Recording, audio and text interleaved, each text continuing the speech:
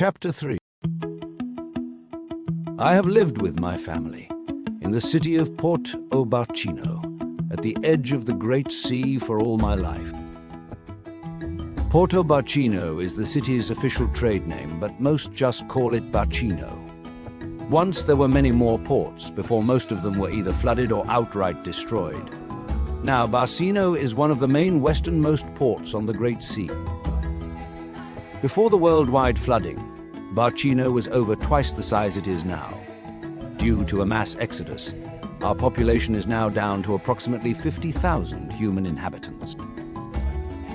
Pets were once more common than they are now. For a time following the worst of the flooding, pets left outside at night were never seen again. Whether they fell prey to predators, animal or human, or simply fled, none can tell.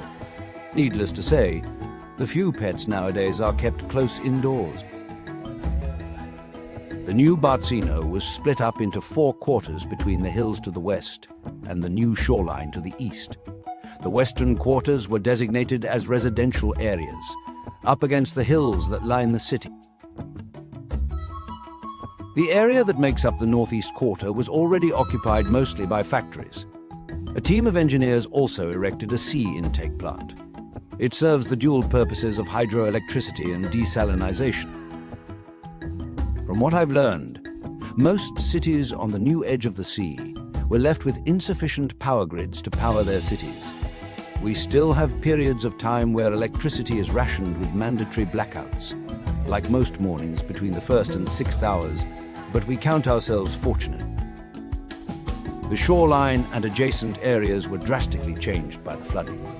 In addition to losing the old harbor, a large aquarium was lost, as well as a major highway that ran parallel to the sea, northeast to southwest. As a result, a natural harbor formed on the eastern edge of the city as the floodwaters eroded much of the sediment there. A beach, designated for swimming and recreation, was established just to the south. The southeast quarter, though it's really straight south from Central Square, was reorganized into a public service area, including our city hall, civil servant buildings, businesses, and other office buildings.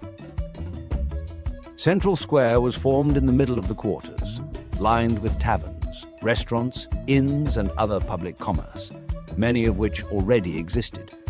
This area made great efforts to recapture the thriving nightlife I'm told the old city once had. All in all, the city's geography remained much the same, if reduced by the flooding. The coastline still ran from the northeast to the southwest, and our city area was still bordered by 2 rivers in those directions, though the rivers had been a location for much flooding due to their lower elevations. To the northeast was the River of Kisses, and to the southwest, the River of Sorrows. My family lives in the southwest quarter. At the time of the city's reorganization, my grandfather was living in the very same house, directly adjacent to the chapel where he served as cleric, the same chapel where my father currently serves, and where, someday, I'm expected to serve.